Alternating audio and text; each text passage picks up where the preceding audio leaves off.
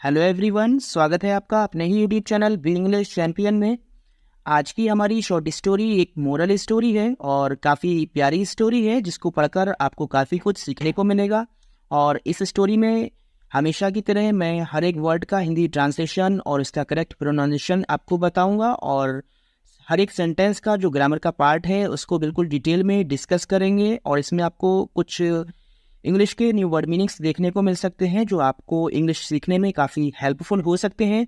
वो स्टार्ट करते हैं। स्टोरी का टाइटल है वैल्यू एंड सेल्फ वर्थ। तो वैल्यू यानी मूल्य एंड सेल्फ वर्थ और आत्मसम्मान। तो इसका पूरा मतलब होगा मूल्य और आत्मसम्मान।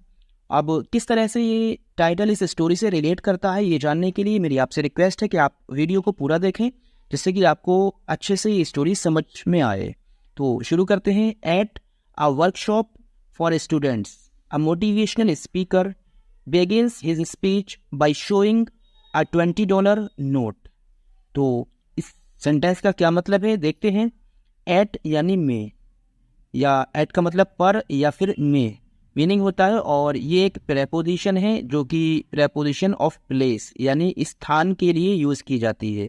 आ वर्कशॉप यानी एक कार्यशाला यानी एक ऐसी दुकान, ऐसी जगह जहाँ पर काम किया जाता है। फॉर स्टूडेंट्स यानी विद्यार्थियों के लिए। तो एक विद्यार्थियों की कार्यशाला में। अब मोटिवेशनल स्पीकर यानी मोटिवेशनल कहते हैं प्रेरणादायक, और स्पीकर यानी वक्ता यानी बोलने वाला। बेगिंस शुरू करता है। ये प्रेजेंट इंडेफिनिट का अफर्मेटिव सेंटेंस है, वर्ब की फर्स्ट फॉर्म में एस का यूज किया है। हिज स्पीच यानी अपनी बात, इसको हम भाषण भी कहते हैं और इसको हम बात भी कहते हैं। बाई शोइंग दिखाते हुए। $20 यानी $20 का नोट। तो ये जो सेंटेंस है प्रेजेंट इंडेफिनिट में है और इसका जो हर एक वर्ड है, ये वर्कशॉप ये एक नाउन है, स्टूडेंट्स ये भी एक नाउन है, फॉर और एट ये प्रेपोजिशन है। ये फॉर जो है ये उद्देश्य को दिखाता है यानी प्रेपोजिशन ऑफ पर्पस यानी उद्देश्य के लिए इस्तेमाल किया जाता है, और ये प्रेपोजिशन ऑफ प्लेस होता है। और ये मोटिवेशनल जो है ये एक एडजेक्टिव है क्योंकि नाउन से पहले आकर उसकी विशेषता बताता है, क्योंकि स्पीकर कैसा है, मोटिवेशनल है यानी प्रेरणादायक है।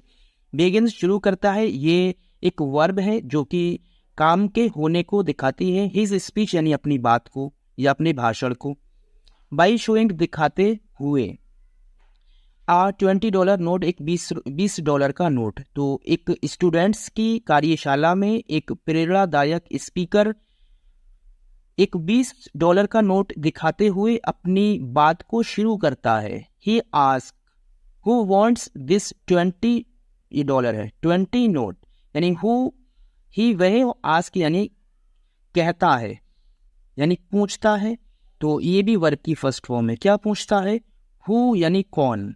ये एक इंटेरोगेटिव वर्ड है जो कि प्रश्न पूछने के लिए यूज किया जाता है। वांट्स यानी चाहता है, ये वर्ब की फर्स्ट फॉर्म है और ये एक प्रेजेंट इंडेफिनिट का इंटेरोगेटिव वाक्य है। दिस यानी इस, ये एक डेमोन्स्ट्रेटिव एडजेक्टिव होता है। $20 नोट यानी $20 का नोट। वो पूछता है कि कौन, ये $20 का नोट चाहता है यानी लेना चाहता है।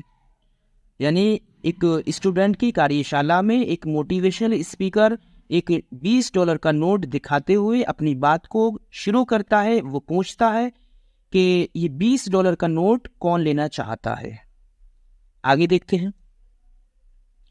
On seeing everyone raise their hands the speaker crushes the note. क्या मतलब हुआ? ऑन सीइंग यानी देखकर, एवरीवन क्या देखकर, यानी जो $20 का जो नोट दिखाता है उसको देखकर। एवरीवन यानी हर कोई, रेज उठाता है, देयर हैंड्स अपने हाथों को, द स्पीकर क्रशिस कुचल देता है, द नोट और नोट को यानी उस नोट को। यह देखकर, जो उसने $20 का नोट दिखाया था उसको देखकर हर कोई अपने हाथों को उठाता है और स्पीकर उस नोट को कुचल देता है। यहाँ पर जो एवरीवन है वो एक इंडेफिनिट प्रोनाउन है क्योंकि ये अनिश्चित लोगों के लिए यूज किया जाता है। रेज उठाता है, ये एक वर्ब है जो कि किसी काम के होने को दिखाती है। देयर हैंड्स अपने हाथों को, अपने हाथों को द स्पीकर क्रशिस कुचल देता है, ये भी वर्ब की फर्स्ट फॉर्म है, इसके लास्ट में ईएस लगा है, प्रेजेंट इंडेफिनिट का सेंटेंस है। द नोट यानी नोट को, यहाँ पर रेज के साथ में एस लगना चाहिए, यानी हर कोई, ये भी प्रेजेंट इंडेफिनिट का सेंटेंस है और वर्ब की फर्स्ट फॉर्म है, ये यहाँ पर टाइपिंग मिस्टेक है। हर कोई अपने हाथों को उठाता है और वो स्पीकर उस नोट को कुचल देता है, यानी कि जिस तरीके से उसमें उसको क्रश कर देता है बिल्कुल। And he ask again who would still like to have it, and यानी और, ही आस्क वो कहता है, अगेन दोबारा से, हु यानी कौन, वुड स्टिल यानी अब भी, लाइक यानी चाहेगा, टू हैव इट यानी इसे लेना, और वो दोबारा कहता है कि अब भी इसे कौन लेना चाहेगा, यानी अब इसे कौन लेना चाहेगा। यहाँ पर आस्क ये वर्ब की फर्स्ट फॉर्म के साथ एस लगा है, प्रेजेंट इंडेफिनिट का ये सेंटेंस है, और अगेन दोबारा ये एक एडवर्ब है, कब चाहता है, दोबारा, जिसको हम कहते हैं एडवर्ब ऑफ नंबर, जो गिनती को दिखाता है। और हु वुड स्टिल, वुड ये विल की पास्ट फॉर्म है, और स्टिल यानी अब भी, ये भी टाइम को दिखाता है। लाइक यानी चाहेगा, टू हैव यानी लेना, ये एक इन्फिनिटिव वर्ब है, टू हैव यानी लेना, और इट इसको, यहाँ पर जो इट है ये एक ऑब्जेक्ट के रूप में इसका इस्तेमाल किया है, जो कि इस नोट के लिए बोला गया है, यानी इस नोट को अब भी कौन लेना चाहेगा। आगे देखते हैं। Once again everyone in the hall raises their hands. Once again यानी एक बार फिर से, एवरीवन हर कोई, इन द हॉल यानी हॉल के अंदर हर कोई, रेजेस उठाता है, देयर हैंड्स अपने हाथों को, एक बार फिर से हॉल के अंदर सभी लोग यानी हर कोई अपने हाथों को उठाता है। तो ये भी एक प्रेजेंट इंडेफिनिट का सेंटेंस है, जैसे ऊपर एवरीवन आया था यहाँ पर भी एवरीवन है, जो कि एक इंडेफिनिट प्रोनाउन है। इन द हॉल ये एक एडवर्ब ऑफ प्लेस है, क्योंकि ये प्लेस को दिखाता है। रेजेस वर्ब की फर्स्ट फॉर्म के साथ एस लगा है, प्रेजेंट इंडेफिनिट का अफर्मेटिव सेंटेंस है। देयर हैंड्स अपने हाथों को, ये जो देयर लगा है किसी भी नाउन से पहले जब देयर, माई, आवर, हिज, हर का यूज किया जाता है, ये पॉजिटिव होते हैं और इनका इस्तेमाल किसी चीज पर अपना अधिकार दिखाने के लिए किया जाता है। आगे देखते हैं। Eventually the speaker throws the $20 note on the floor and stamps on it with his shoes. Eventually यानी सामान्यता, यानी उसी तरह से, द स्पीकर थ्रोज फेंक देता है, द $20 नोट, उस $20 के नोट को, ऑन द फ्लोर यानी फर्श के ऊपर, एंड स्टैम्प्स और ठप्पा लगाता है, यानी पैर की थाप लगाता है, यानी पैर से उस पर मारता है, ऑन इट यानी इसके ऊपर, विद हिज शूज अपने जूतों से। उसी तरह से यानी सामान्यता, स्पीकर जो वक्ता है यानी बात को कहने वाला है, वो फर्श के ऊपर उस $20 के नोट को फेंक देता है और उसके ऊपर अपने जूतों से ठप्पा लगाता है, यानी दाबता है। अब इस सेंटेंस के स्ट्रक्चर को समझते हैं। इवेंचुअली यानी धीरे धीरे, किस तरह से धीरे धीरे, ये एक एडवर्ब है क्योंकि इसके लास्ट में एलवाई लगा हुआ है, तो मोस्टली एडवर्ब के लास्ट में एलवाई लगा होता है। कैसे फेंकता है, धीरे, मतलब सामान्यता, यानी उसी तरह से। स्पीकर एक नाउन है, थ्रोज वर्ब की फर्स्ट फॉर्म के साथ एस का यूज किया, ये एक वर्ब है और वो भी प्रेजेंट इंडेफिनिट के अफर्मेटिव सेंटेंस को दिखाती है।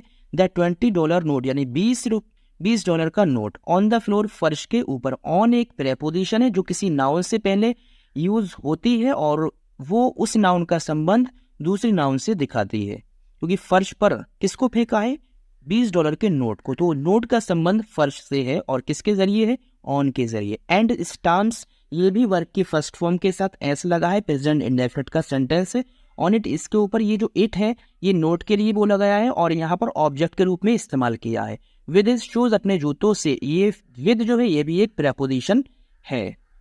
He picks it up and ask again if anyone wants it now. He यानी वह, पिक्स इट अप यानी इसको उठा लेता है, एंड आस्क और पूछता है, अगेन दोबारा, इफ अगर, एनीवन कोई, वांट्स चाहता है, इसको, नाउ अब, कि अब भी यानी अब इसको कौन चाहता है, कोई, क्योंकि हालांकि इसमें कोई भी इंटेरोगेटिव वर्ड नहीं है, लेकिन लास्ट में जब क्वेश्चन मार्क क्वेश्चन मार्क लगा होता है तो वो इंटेरोगेटिव सेंटेंस ही होता है। तो वो इसको उठाता है और दोबारा पूछता है कि अब इसको कौन चाहता है। यहाँ पर भी पिक्स का यूज़ किया, यानी इसके लास्ट में एस लगा है, ये भी प्रेजेंट इंडेफिनिट का सेंटेंस है, और पिक के साथ में आप, यानी आपका यूज लगाने से इसका मतलब ऊपर उठा लेता है। एंड आस्क अगेन, दोबारा पूछता है, इफ यानी अगर। एनीवन कोई भी, ये भी एक इंडेफिनिट प्रोनाउन है और हु का काम कर रहा है यानी कौन। वांट्स चाहता है, इसको नाउ, अब ये टाइम को रिप्रेजेंट करता है। अब इसको कौन चाहता है। All the hands go up, यानी सभी हाथ ऊपर चले जाते हैं। ऑल द हैंड्स, सारे हाथ, गो अप यानी ऊपर चले जाते हैं, मतलब सहमति में कि हाँ हम चाहते हैं, एग्रीमेंट दिखाते हैं। अब भी आगे क्या होता देखते हैं।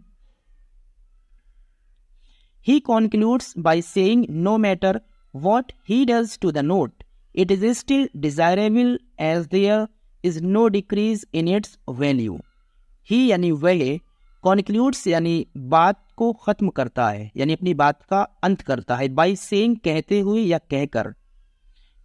No matter क्या फर्क पड़ता है, यानी what जो ही वो डज करता है टू द नोट, उस नोट के साथ, वो ये कहते हुए अपनी बात को ख़त्म करता है कि कोई फ़र्क, नो मैटर यानी कोई फ़र्क नहीं पड़ता है जो वो नोट के साथ करता है। यानी उसने नोट के साथ नोट को फेंका, नोट को कुचला, पेन से उस पर स्टैम्प लगाया, लेकिन नोट के ऊपर क्या फ़र्क पड़ा, कोई फ़र्क नहीं पड़ा। उसके बाद भी सभी लोग उसको हासिल करना यानी लेना चाहते हैं। तो यहाँ जो ही है वो स्पीकर के लिए बोला गया है, और स्पीकर एक नाउन है और ही प्रोनाउन है, क्योंकि किसी भी नाम के स्थान पर बोले जाने वाले वर्ड प्रोनाउन होते हैं। कॉन्क्लूड्स वर्ब की फर्स्ट फॉर्म के साथ एस लगा है, प्रेजेंट इंडेफिनिट है, इसको आप नोट कर सकते हैं, यानी बात को अंत करता है। बाय सेइंग कहते हुए, ये एक पार्टिसिपल है। नो मैटर कोई फर्क नहीं पड़ता है, व्हाट जो, यानी व्हाट जो, ये एक रिलेटिव प्रोनाउन है। ही डज वो करता है, ये वर्ब की फर्स्ट फॉर्म है, क्योंकि डू के साथ ईएस का यूज किया है। टू द नोट, नोट के साथ।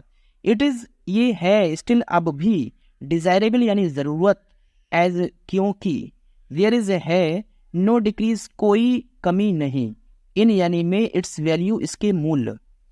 ये अब भी ज़रूरत है, डिज़ायरेबल एक एडजेक्टिव है, ये अब भी ज़रूरत है, और ये इट जो है नोट के लिए बोला गया है, प्रोनाउन है ये।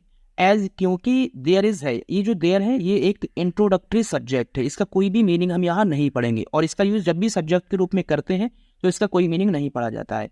देयर इज है, नो डिक्रीज यानी कोई कमी नहीं, डिक्रीज यानी कमी, और यहाँ पर जो डिक्रीज है वो एक नाउन के रूप में यूज किया है। नो डिक्रीज कोई कमी नहीं, इन इट्स वैल्यू इसकी कीमत में, इसके मूल्य में।